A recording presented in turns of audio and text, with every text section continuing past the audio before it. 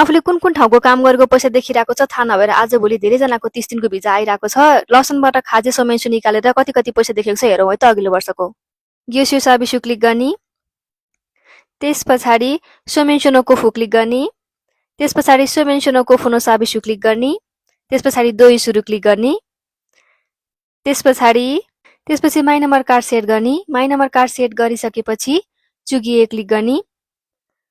चुगिए click गरिसकेपछि my number कार्डमा click गर्ने। माई नम्बर कार्डमा गर्ने हामीले, त्यही भएर माई नम्बर कार्डमा क्लिक गर्ने। ओसु माइनस सिक्युचियो हियोनो सोमेन्सु क्लिक गर्ने।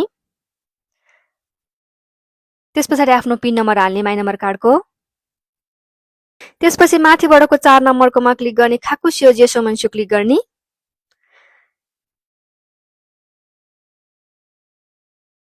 त्यस पछाडि सोतुकु खाजे सोमेन्सु क्लिक गर्ने।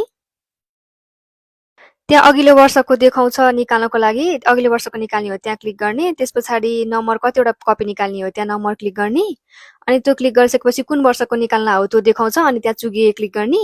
अनि त्यो क्लिक गरिसकेपछि चाहिँ आफ्नो त्यस पछाडि सबै कुराहरू सकिन्छ। त्यस पछाडि पैसा हाल्ने ठाउँ आउँछ, पैसा हाल्दिने 200 रुपैयाँ लाग्छ। अनि त्यस पछाडि यतापट्टि प्रिन्ट निस्किन्छ।